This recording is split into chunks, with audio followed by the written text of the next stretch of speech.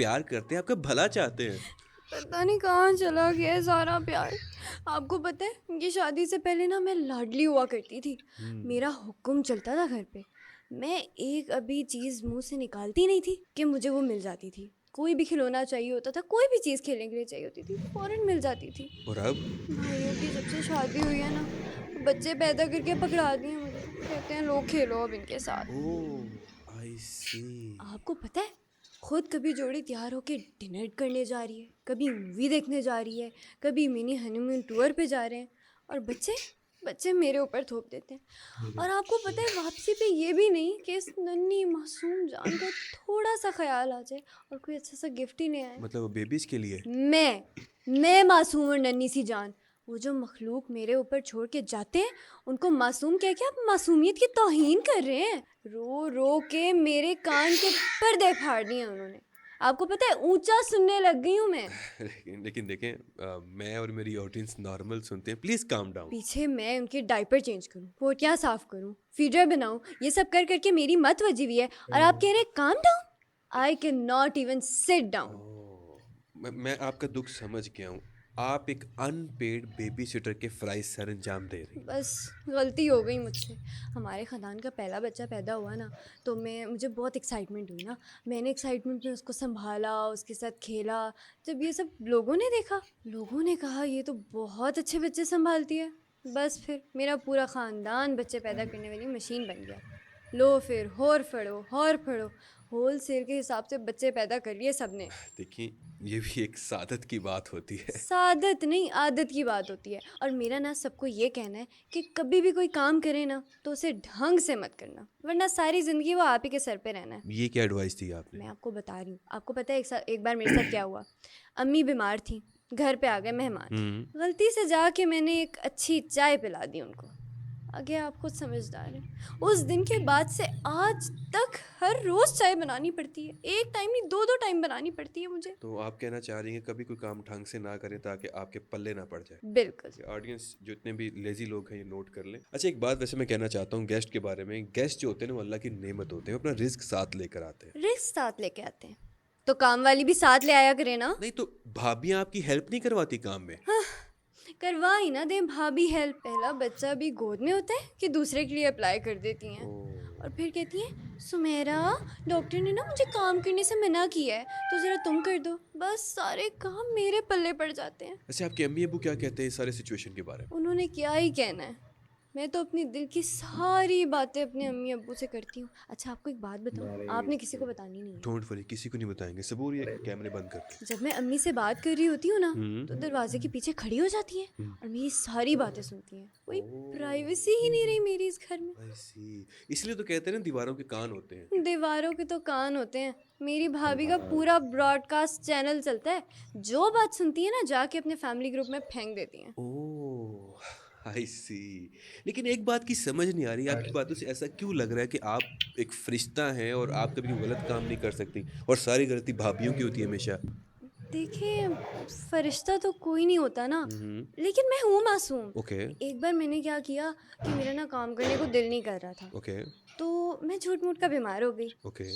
پھر سب نے میری خدمتیں کی بھابھیوں سمیت, اور مجھے اس کی چس آ گئی.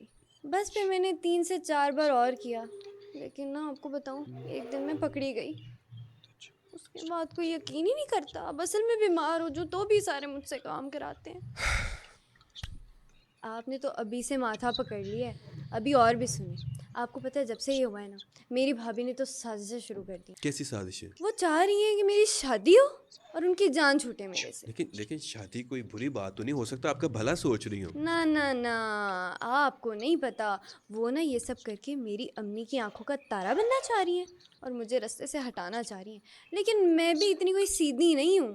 اپنی جگہ کسی کو لینے نہیں دوں گی. اپنے حق کے لیے میں لڑ سکتی ہوں. کون سی جگہ؟ میری امی کی نظروں میں جو میری جگہ ہے, پہلے ان کے بچوں کی وجہ سے جو میں لاڈلی تھی وہ جگہ چلی گئی, اور اب میری امی کے ساتھ بھی وہ بنا کے مجھے نکالنا چاہ رہی ہیں. اچھی بات ہوتی ہے نا, ساس کی جو بہو اگر بیٹی بن جائے تو اچھی بات نہیں ہے. جی نہیں, بیٹی ایک ہی کافی ہے.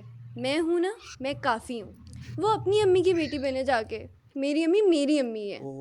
ओह! आई सी। मुझे पता लग गया आप अपनी मदर को लेके बहुत ज़्यादा पोसेसिव हैं, इसलिए ऐसी बातें कर रहे हैं। लेकिन हो सकता है ना आपकी भाभीयों का जो मकसद इविल ना हो। Why are you so sure कि वो ऐसा आपके साथ कुछ करना चाह रही हैं? मैं ना आपको एक और बड़े मज़े की बात बताती हूँ। ओके। अब उन्होंने अपने बच्चे मेरे ऊपर तो छोड़ दिए थे, हुँ, उसका मुझे भी तो फ़ायदा होना चाहिए था ना। बिल्कुल। मैंने क्या किया, सारे बच्चों को अपना ट्रेंड जासूस बना दिया है। सारे फुली ट्रेंड हैं, जो बात होती है ना आके मुझे सबसे पहले बताते हैं। ओह! आई सी। ऐसे मुझे उनके सारे मकसद सब कुछ पता मसलन कैसी-कैसी बातें बताते हैं आपको? है। मैं आपको बताऊं, मुझे तो वो बातें भी पता हैं जो शायद बहन को नहीं सुननी चाहिए। कौन-कौन सी बातें? जो बात मेरी सुनने वाली नहीं है वो आपको बताऊं? देखिए यार, मेरी भी भाभियाँ और भाभियाँ माएँ बजा होती हैं, वो कभी किसी का बुरा नहीं चाहती हैं। ना ना ना, देखें, गुमी हुई चाबी और अच्छी भाभी बड़ी मुश्किल से मिलती है। ओह! देखें, मुझे ना मेरे रिसोर्सेज से पता चला है कि जिधर वो मेरा रिश्ता ढूंढ रही है ना, वहाँ तीन नंदे हैं, मतलब ट्रिपल फसाद। और ऐसा मैं अपनी लाइफ में कभी नहीं होने वैसे एक दूंगी। बात बताएँ कि आपको अपनी भाभियों से जो मसले हैं, वो सिर्फ़ आपको हैं कि पूरे ख़ानदान को भी हैं? नहीं, आपका क्या मतलब है? मैं फसाद की जड़ हूँ, मुझे ही मसले होते हैं सबसे। नहीं, मेरा वो मतलब नहीं था। मेरा मतलब है कि जो ख़ानदान के खानदान की तो आप बात ही ना करें। खानदान वालों को तो उन्होंने पूरे तरीके से अपने कंट्रोल में किया हुआ है।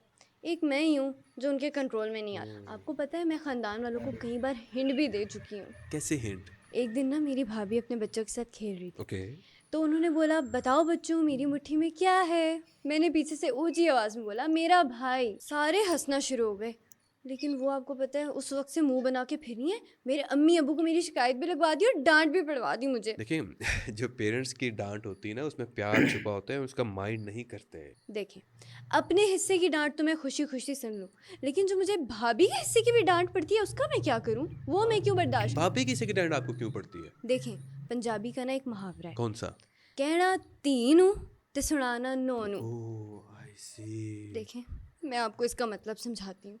अब्बू ने भाभी को डांटना होता है ना, कभी डायरेक्ट नहीं डांटेंगे, मेरे थ्रू डांटेंगे, प्रॉक्सी लगा के। ओह! मतलब कैसे? देखें, अब्बू कहेंगे, सुमेरा दूध का ढक्कन क्यों खुला है? सुमेरा लाइटें क्यों ऑन है? सुमेरा एसी क्यों चल रहा है? एसी भाभी के रूम का चल रहा है, तो इसमें मेरी क्या गलती है? मैं आपको बता रही हूँ, जिस दिन मैं शादी करके अपने पिया के घर चली गई ना, उस दिन इनको कदर आएगी कि एक सुमेरा होती थी, घर की रौनक। तो नाज़रीन, ये थी आज की हमारी ड्रामा क्वीन गेस्ट, एक नंद जिसकी आगे सबकी बोलती बंद। दोस्तों, नंद और भाभियों का जो रिश्ता होता है ना, बड़ा खूबसूरत रिश्ता होता है।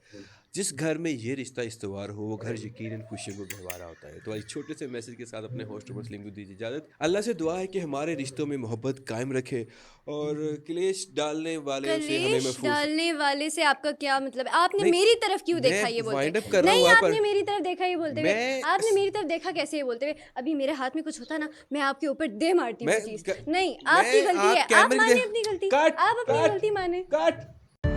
ऐसी मज़ीद अच्छी वीडियो देखने के लिए हमारे चैनल को सब्सक्राइब कर लें, बेल आइकन को दबा लें और मज़ीद इंशाल्लाह ऐसी अच्छी ब्रॉडकास्टिंग की वीडियो आपको मिलती रहेंगी हमारे चैनल पे।